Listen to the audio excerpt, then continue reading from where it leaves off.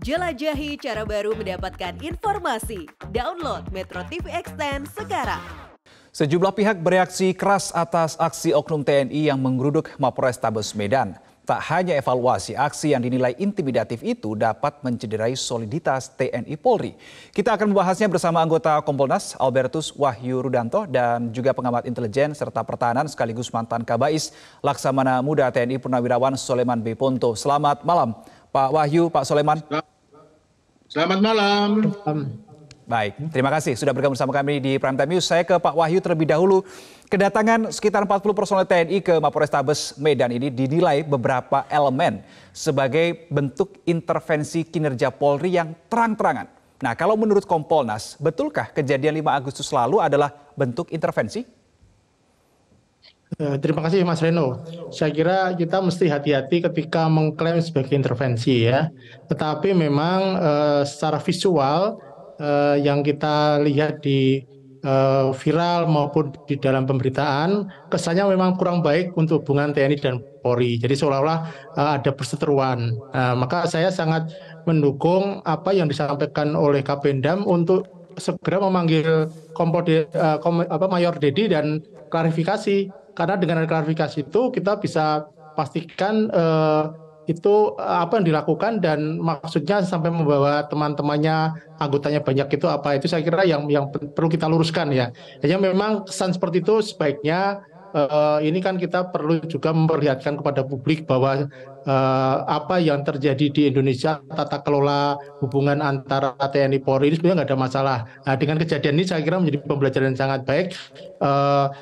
Soal tadi penangguhan kemudian bebas, saya kira perlu ada kita cek lagi pertimbangan yang dilakukan oleh pihak Poltabes. Karena dari pertimbangan itu kita bisa lihat bahwa sebetulnya ada intervensi atau tidak. Nah, jadi ini banyak aspek lah kalau saya lihat apa yang bisa kita lihat dari kejadian itu, ada positifnya, ada negatifnya, tetapi memang lebih banyak negatifnya. Ini saya kira yang harus menjadi catatan ini. Oke, tapi Anda sudah singgung tadi bahwa ARH tersangka yang dalam kasus ditangani oleh Satreskrim Polrestabes Medan yang juga merupakan kerabat dari Mayor Dedi Hasibuan ini beberapa jam setelah pertemuan antara 40 personel TNI dan juga Kasatreskrim Polrestabes Medan ini tidak dipenjara lagi. Ini apakah artinya intervensi masih belum terang menurut Anda, Pak Wahyu? Nah, itu yang Kompolnas juga ingin mendalami itu karena begini, penangguhan tahanan itu ada prosedurnya, ada ketentuannya, ada syarat-syaratnya. Ya sekarang mau kita lihat syaratnya itu karena ada tekanan atau memang syarat yang bisa diargumentasikan secara hukum. Itu yang penting, Mas. Kalau memang itu ada tekanan, berarti memang unsur intervensi itu ada. Tetapi kalau argumentasinya itu bisa masuk akal secara logika hukum dan aturan yang digunakan sudah benar, ya kita berarti caranya saja nggak benar. Itu yang harus kita dalami. Ini menjadi sangat penting karena ini kan isu sensitif ini. Karena kalau ini tidak kita dalami secara serius, secara hati-hati, kesannya kemudian ada persoalan intervensi hukum dan ini sangat berbahaya ketika sekarang masyarakat sipil dalam tanda petik berteriak ada kesan seolah-olah ini ada hal-hal yang seharusnya segera mungkin di atensi secara khusus seperti tadi kata Ketua DPR tadi Bu Media tadi ya. Oke, baik. Saya ke Pak Soleman. Pak Soleman, kalau informasi terbaru yang kami dapatkan, Panglima TNI juga menilai bahwa ini kurang etis begitu yang dilakukan oleh Mayor Dedi Hasibuan dan juga 39 personel TNI lainnya. Nah, bagaimana pandangan Pak Soleman terkait peristiwa di Medan pada tanggal 5 Agustus ini, Pak? Ya, betul. Itu saya sependapat dengan Panglima bahwa itu tidak etis untuk dilakukan seperti itu. Apalagi dengan membawa teman sebanyak itu datang ke sana, itu memang tidak bagus. Apapun kesan yang didapatkan, ya itu penggerudukan, itu kesan. Nanti apa sebenarnya yang terjadi, itu seperti kata Pak Wahyu tadi, ya tunggu nanti pemeriksaannya si mayornya ini kan pasti diperiksa. Setelah diperiksa, baru dicek apa sih maksudnya ke sana, mengapa dia berbuat seperti itu. Tapi apakah itu benar atau salah? Menurut saya itu kesalahan fatal yang dibuat. Datang membawa orang banyak hanya untuk bertanya, bukan kepentingan dinas, tapi kepentingan pribadi. Itu tidak baik. Oke, ketika datang bukan untuk kepentingan dinas sambil membawa puluhan personel TNI lainnya, tapi untuk lebih ke kepentingan pribadi, Pak Soleman, kalau sesuai dengan pengalaman Anda, hal ini ketika Anda juga menilai tidak etis, sanksinya apa ya Pak ya kira-kira? Wah, kalau waktu saya itu sanksinya banyak itu nanti.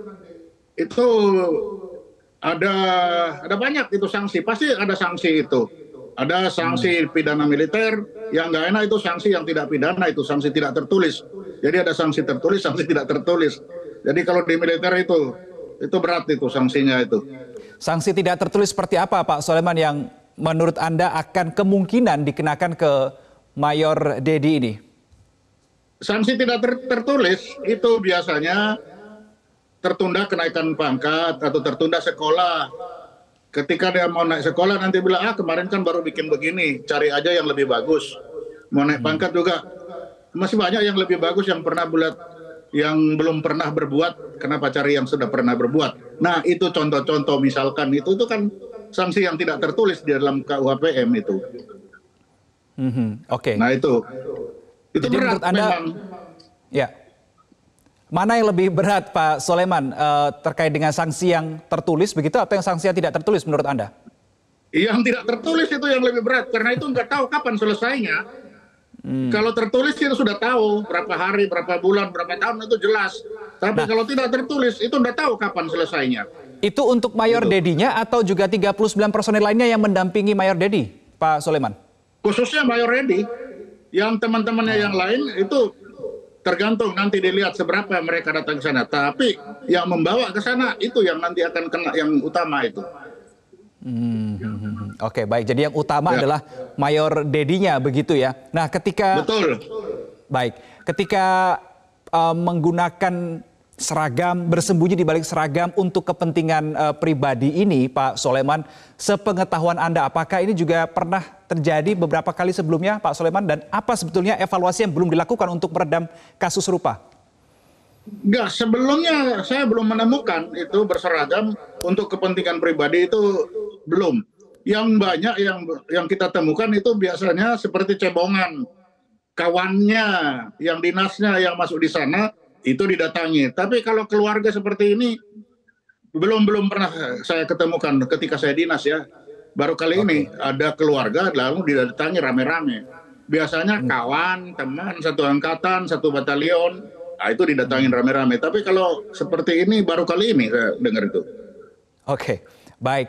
Saya tanya ke Pak Wahyu, sebetulnya selain bentuk intervensi ketika Mayor Dedi ini membawa 39 temannya datang ke Mapolrestabes Medan, Sumatera Utara, ada anggapan lain yang muncul, ini tidak hanya sekedar intervensi tapi juga bentuk intimidasi. Nah, saya mau tanya pendapat Anda Pak Wahyu, tapi ditahan dulu, dijawab di segmen berikutnya. Prime Time News akan kembali sesaat lagi. Kami lanjutkan diskusi dengan Pak Wahyu dan juga Pak Soleman. Pak Wahyu, lagi-lagi kita berbicara kesan dulu ya, karena penyelidikan kan masih terus berjalan, Kompolnas juga masih mendalami lagi. Selain kesan intervensi yang muncul, karena setelah ada pertemuan itu beberapa jam berikutnya ARH ini bebas begitu keluar dari penjara. Nah, ada kesan lain yang muncul adalah terkait dengan intimidasi. Karena Mayor Dedi ini membawa 39 temannya yang lain. Nah, ini bagaimana sudut pandang dari Kompolnas soal hal ini? Saya kira kalau kesan intimidasi itu jelas terasa. Tadi Pak Sulaiman secara tegas menyatakan itu tidak benar karena bukan urusan dinas dia datang. Jadi kalau dari sisi tata kelola organisasi, entah itu TNI, entah itu Polri, ini kan abuse of power. Dia menyalahgunakan kewenangannya. Jadi bukan kewenangannya dengan mendatangi berseragam, Mbak Teman, kan kesannya memang ada unsur dalam tanda petik pemaksaan. Nah, saya kira ini yang kesan di luar seperti itu. Nah, apakah benar tidak? Tadi kita lihat nanti hasil pemeriksaan dari Intel Kodam tadi. Nah, sehingga menurut saya, maka saya tadi bilang ini oleh masyarakat dilihat kurang baik karena kesannya ketika masalah hukum yang sebetulnya sudah ada aturannya, sudah ada SOP-nya, mengapa dilakukan dengan cara itu. Tadi Pak Sulaiman ini nggak etis. Saya kira bahasa nggak etis itu menunjukkan sebetulnya kan ada cara-cara yang lebih elegan kalau hanya sekedar menanyakan. Kan bisa mendatangi, kemudian polisi sekarang terbuka kok. Jadi misalkan mengapa penangguhan ini suratnya berkali-kali tidak dijawab, pasti akan ada penjelasan, oh karena ini kurang data ini atau karena pertimbangan ini dan sebagainya. Karena kewenangan penangguhan itu kan ada pada penyidik yang nanti disampaikan oleh pimpinan dalam hari ini Kapolrestabes kan. Jadi ini saya kira kesan-kesan itu wajar muncul. Maka ini lain kali janganlah seperti itu lagi lah, nggak dipandang publik tidak enak gitu ya. Oke, nah masalahnya begini Pak Wahyu, ketika didatangi oleh 40 orang, kemudian akhirnya si ARH ini bebas begitu ya, artinya penangguhan penahanan dituruti begitu oleh pihak kepolisian, apakah ini artinya ada ketakutan atau ada tunduk begitu dengan kesan intimidasi yang dibawa oleh Mayor Dedi dan kawan-kawan? Polisi memang bisa boleh begitu sebetulnya, Pak Wahyu? Saya kira kita nggak bisa bicara tunduk atau tidak ya. Justru kami Kompas ingin melihat alasannya apa. Karena setiap penangguhan itu tentu ada alasannya, ada penjaminnya. Jadi selalu konteksnya ada alasan dan penjamin. Ini yang harus kita dalami. Ini kan kesan di luar ya, seolah wah polisi nurut ini takut, tapi kami Kompolnas mendorong polisi ini semakin mandiri dan profesional. Artinya bekerja sesuai dengan aturan, sesuai dengan asas, sesuai dengan SOP yang ada. Nah, kesan ini muncul memang setelah kejadian kok langsung kemudian ditangguhkan. Nah, apakah memang sudah ada rencana penangguhan yang kebetulan bersamaan dengan kedatangan Mayor Dedi atau tidak, itu yang kami ingin tahu lebih jelas. Sampai sekarang kami belum tahu secara detail sehingga kami belum bisa menyampaikan kepastiannya. Hanya tadi kesan intimidasi memang terasa, dan apakah ini kebetulan tidak, saya kira itu baru bisa kita pastikan setelah kita nanti meminta penjelasan. Tadi kebetulan saya juga sebelum acara ini nelpon Kapolres itu, tapi tidak terangkat, teleponnya mungkin sudah ada kegiatan lain, sehingga kalau tadi terangkat mungkin saya bisa komunikasi lebih jelas menjelaskan hal ini mungkin ya. Baik. Saya ke Pak Soleman. Informasi yang kami dapatkan bahwa Mayor Dedi Hasibuan ini sedang diperiksa oleh staf Intel Kodam 1 Bukit Barisan. Ini SOP-nya memang begitu, Pak? Ya, memang betul. Diperiksa oleh Intel terlebih dahulu. Hasil dari Intel nanti diserahkan kepada POM. Nanti POM yang meneruskan. Atau Ini biasanya POM nanti kepada Ankumnya dulu, dari staf Intel kepada Ankumnya. Nanti Ankumnya menilai apakah ini ditindak sendiri oleh Ankumnya atau diserahkan kepada peradilan militer, ke POM. Itu nanti kepada Ankum dulu. Ankum baru memutuskan, diserahkan kepada POM untuk masuk ke pengadilan militer. Ya, diperjelas lagi Pak Soleman, ini perlu diperjelas lagi supaya tidak salah tafsir di publik. Ini POM yang dimaksud Pomdam ya, Kodam saja ya, tidak sampai pusat ya? Ya, Pomdam, itu Pomdam. Bukan POM yang ada di Jakarta, kan hanya mayor. Kalau mayor jenderal baru di Jakarta, kalau mayor cukup di Pomdam saja itu. Oke, baik. Saya kembali ke Pak Wahyu. Tadi Anda di awal sekali mengatakan bahwa proses penangguhan penahanan itu boleh-boleh saja selama memenuhi persyaratannya begitu ya. Syaratnya memang untuk kalau pengajuan penangguhan penahanan itu bagaimana sih Pak Wahyu? Jadi ketentuan itu kan sudah diatur di dalam KUHP ya. Ada hak penangguhan itu ada. Maka ada beberapa syarat dan itu selalu dengan alasan-alasan yang oleh internal dalam hal ini penyidik kemudian disampaikan pada pimpinan, apakah itu Kapolsek kalau di Polsek, apakah itu Kapolres kalau di Polres, apakah Polda kalau di Polda, yang harus masukkan misalkan karena sakit, karena ada tanggungan dan sebagainya. Sangat kompleks sekali alasannya, tetapi harus argumentatif secara hukum sehingga kesannya tidak pilih kasih, oh karena bayar, karena punya uang lalu penangguhan, tidak seperti itu, tapi ada persyaratan khusus. Sangat kasuistis Mas, masing-masing kasus pertimbangannya tentu berbeda-beda, tergantung latar belakang dan tergantung implikasi terhadap penangguhan itu. Kadang-kala persoalannya mungkin sederhana, tetapi implikasinya luas kalau nanti itu kepada publik, karena tekanan publik atau karena ada pengaruh kepada reaksi publik, tentu ada pertimbangan khusus ya. Ini sangat kasuistis pertimbangannya. Ya. Baik. Baik, pertanyaan terakhir ini satu pertanyaan tapi untuk Pak Wahyu dan juga Pak Soleman ya, bisa dijawab bergantian. Ke Pak Soleman dulu. Gimana caranya supaya saling muncul rasa respek ini dengan tupoksi masing-masing instansi, kemudian tidak mencampurkan antara urusan pribadi dengan kedinasan, Pak Soleman? Komunikasi yang baik. Kalau saya dulu sering membina bagaimana kita berkomunikasi yang baik, kita saling kunjung, kita berolahraga bersama, supaya terjadi komunikasi yang baik. Sehingga apabila ada hal-hal yang seperti ini, kita cukup angkat telepon untuk mengkomunikasikan hal-hal seperti begini. Saya kira ini bukan hal baru, ini sudah lama seperti ini. Tapi kalau komunikasi baik, itu bukan masalah. Ini hanya karena komunikasi, miskomunikasi. Oke, baik. Komunikasi kalau masukan dari Pak Soleman. Kalau dari Pak Wahyu supaya tidak ada abuse of power dugaan ya, dugaan abuse of power, dugaan konflik of interest ini seperti apa? Ya, pertama tentu komunikasi. Yang kedua, masing-masing pihak itu kan punya kode etik sendiri ya. Polisi punya, TNI punya. Tadi Pak Junbel etis, saya kira secara personal, apalagi perwira, itu tentu harus menjaga etika. Karena etika itu sangat menyangkut nanti integritas. Integritas ini nanti akan menjadi penilaian publik.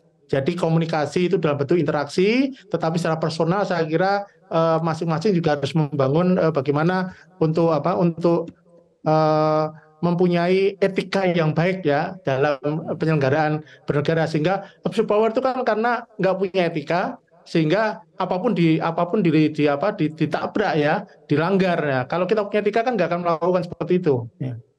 Oke, baik. Terima kasih Pak Wahyu, anggota Kompolnas, dan juga Pak Soleman, mantan Kabais, sudah berbagi sudut pandang pada malam hari ini di Prime Time News. Selamat malam Pak Soleman, Pak Wahyu.